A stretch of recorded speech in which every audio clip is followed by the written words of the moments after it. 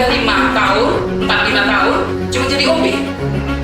Saya memang tidak mungkin berbeda dengan Prof. Ida menyampaikan kita harus mendukung Pak Prabowo. Kita dukung, tapi dia juga tunjukkan dong kinerjanya ke kita. Jangan cuma kita dukung, tapi dia juga ngejek-ngejek rakyat. Gak cocok gitu loh. Kalau rakyat protes dia marah, ya wajar dong. Kita punya hak bicara. Undang-undang memberikan kesempatan kita berbicara, kita semua.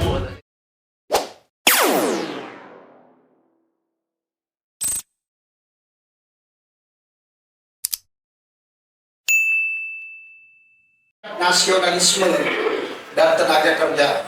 Kalau dulu nasionalisme itu dipahami sebagai adalah orang-orang pribumi yang melakukan gerakan untuk memerdekakan negeri ini, sekarang mungkin nasionalisme sudah berbeda jauh. Orang pendatang pun sudah dianggap nasionalis. Jadi kita nggak tahu apakah ini masih ada untungnya buat kita atau memang kita terima saja apa adanya. Pokoknya siapa datang kembali kita anggap nasionalis. Apakah kue kemerdekaan ini lebih banyak sama dia atau kita pun diam saja? Itu awal-awal kita pahami. Sekarang lapangan pekerjaan juga begitu. Coba kita dengarkan pendapat ibu kita sekali-sekali. Kita dari tadi dari bapak-bapak, sekarang ibu-ibu. Kita mulai dari Ibu Musdaini. Silakan.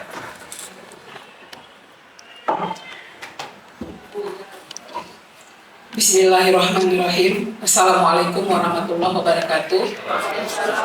Alhamdulillah Allah masih memberikan kita semua kesehatan untuk bisa berbagi ilmu, berbagi semangat, dan berbagi hal-hal yang bisa kita lakukan ke depannya untuk negara kita yang tercinta ini.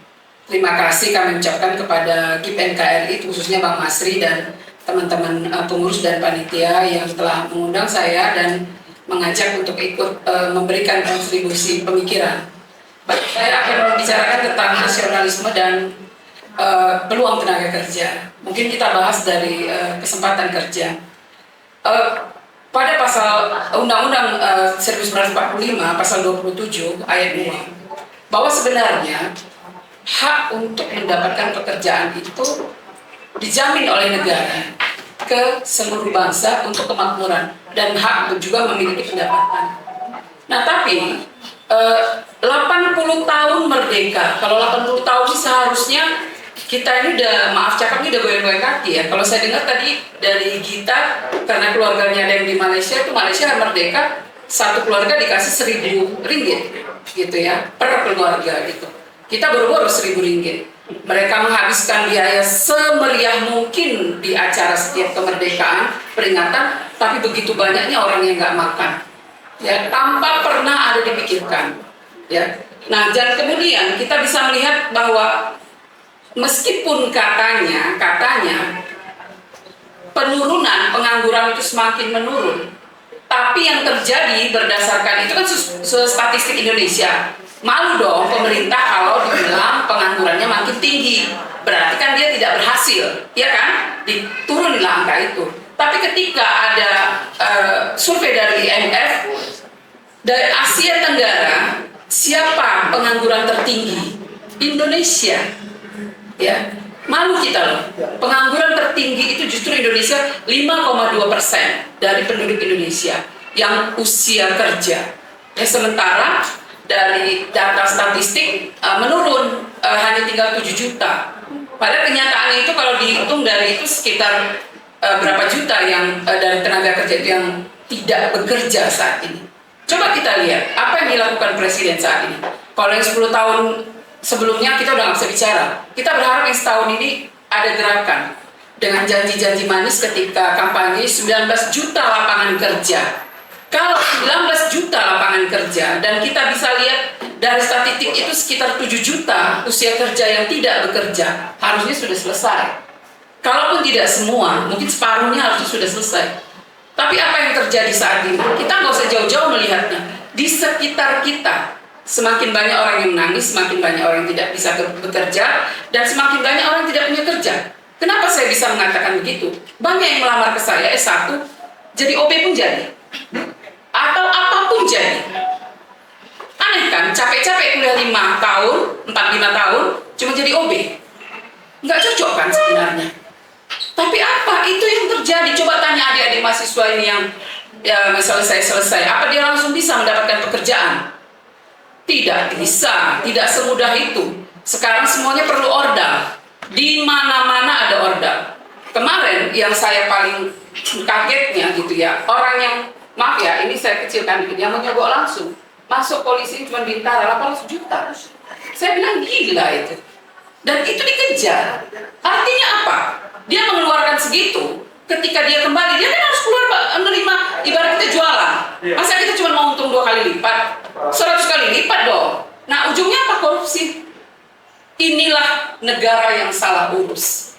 Sebenarnya memang harus ada yang ditembak korupsi itu, biar ada efek jerak. Ini semua dikeluarin. Setiap 17 Agustus dikasih remisi. Ya karena apa? Karena lancar keuangannya. Nah, sampai kapan seperti ini terus negara kita? Memang kalau kita tidak bergerak, tidak bisa. Tapi oke, apa yang bisa kita lakukan dari GIP ya? Kita melihat lagi dari data statistik.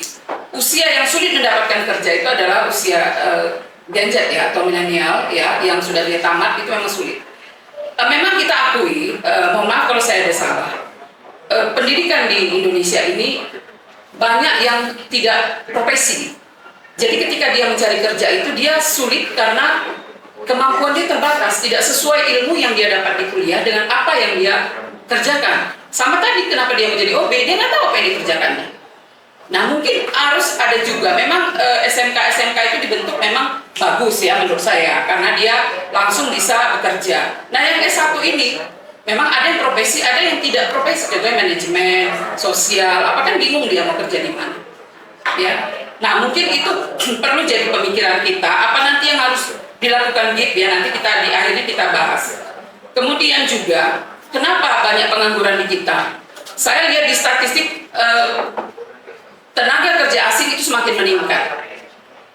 Karena apa? Ya karena negara kita yang memberi ruang. Kalau tidak diberikan ruang, pasti tidak bisa. Dan percayalah di perusahaan-perusahaan swasta yang namanya WNA itu gajinya lebih besar. Meskipun jabatannya rendah, gajinya lebih besar. Bisa sampai, di perkebunan itu bisa sampai 60-100 juta. Untuk mereka hanya bagian apa saja. Sementara orang kita udah berdarah-darah, cuma berapa gajinya? Tidak seimbang. Nah ini kenapa? Karena pemerintah kita memberi ruang.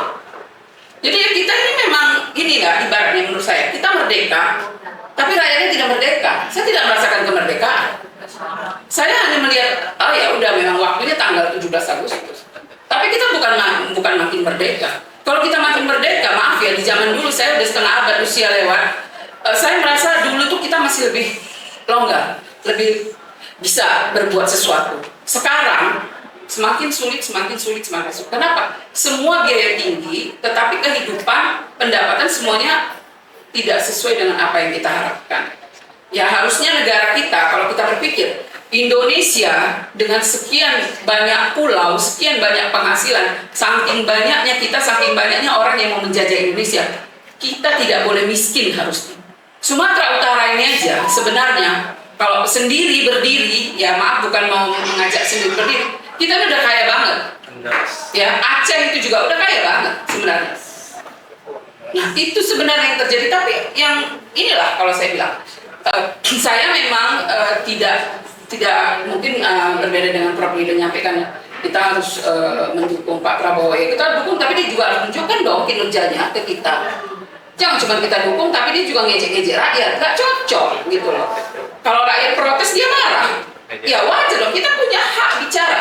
Undang-undang memberikan kesempatan kita untuk berbicara. Gitu. Kita semua tadi kan. Iya, jadi lucu gitu loh. Nggak mau dikritik, ya harusnya jangan salah dong gitu.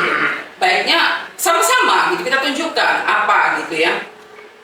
Kita bukan nuntut kita diberi makan enak, diberi uang, gini bukan. Lapangan kerja diciptakan. Makanan itu nggak penting, tapi orang tuanya kasih lapangan kerja. Biar dia yang menyelesaikan makanan anak-anaknya. Karena apa? Yang ada nih ujung-ujung saya lihat, nanti kita lihat aja nanti ini. Masuklah ini nanti kena korupsi lah, kena ini. Itu udah ini. Semua pakai duit. Nanti ujung-ujung kita tinggal lihat berapa ini udah kena KPK kalau KPK-nya jujur. Ya. Nah kemudian saya berharap gini, GIP ini ayo kita, saya saran ya, kalau ada diskusi berikutnya, saya maunya 50% minimal tuh harus anak muda.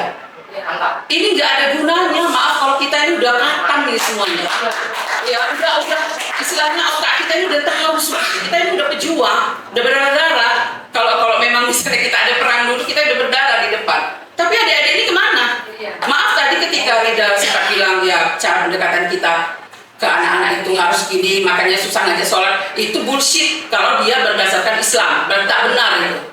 Tapi kalau misalnya BM tadi ya saya nggak komentar karena mungkin ada yang bukan agama Islam. Kalau agama Islam nggak sholat ketokkan bila perlu. Kalau saya yang ininya senior saya ketokkan adik-adik saya. Benar loh, saya nggak main-main karena menurut saya buat malu. Ya gagal itu berarti. HMI itu, maaf ya saya bilang sedikit, begitu sholat nafiyah di depan, bila perlu dijadi imam. Harus seperti itu, maaf ini ada ketua HMI. Saya maunya seperti itu, karena kami dulu begitu. Kalau yang enggak kita ejek-ejek gitu loh yang laki-lakinya. Banci lo nggak bisa jadi imam gitu. Kan harus begitu, kayak ingat perjuangan kita sama Bang Masri seperti apa. Ya, sama kami masjid dakwah itu saya dari tahun 83 sama Bang Masri ketemu gitu. Nah jadi, itu yang saya bilang mungkin ini ada perbandingan gini Bang, kalau bisa kita undang pemuda masjid, jangan remaja masjid. Pemuda masjid saya bisa bantu, kita beberapa bisa pukul. Dan kalau bisa, ayo kita buat adik-adik ini supaya tidak kehilangan pekerjaan, mandiri. Apa yang bisa kita kerjakan? Yang sifatnya tidak harus bergantung pada orang lain, tapi kita buat pekerjaan yang bisa mandiri. Banyak yang bisa, tapi kita diskusi bersama. Ya, mungkin itu yang saran saya. Saya pun siap. Oke, apa yang bisa kita buat bersama-sama kawan-kawan yang punya peluang tapi mandiri. Misalnya buka percetakan, bukain modalnya nggak besar, tapi bisa dan lain-lain. Apa sesuai dengan kemampuan masing-masing. Bila perlu, GIP bisa menciptakan 10 produk yang berbeda untuk kerja. Sekian banyak orang bekerja. Kita lempar kemana-mana. Ini Sumatera Utara loh, bukan Medan. Nah, itu saran. Nah, mungkin ini yang saya sampaikan. Maaf kalau ada kata-kata yang tidak pas ya atau tidak sesuai. Tapi memang saya sih lebih mau ada action. Dan kalaupun ke depan, biarkan adik-adik itu yang bicara lagi di depan. Gak usah kita lagi. Kita kadang-kadang bicara pun ngantuk orang dengarkannya, gitu kan?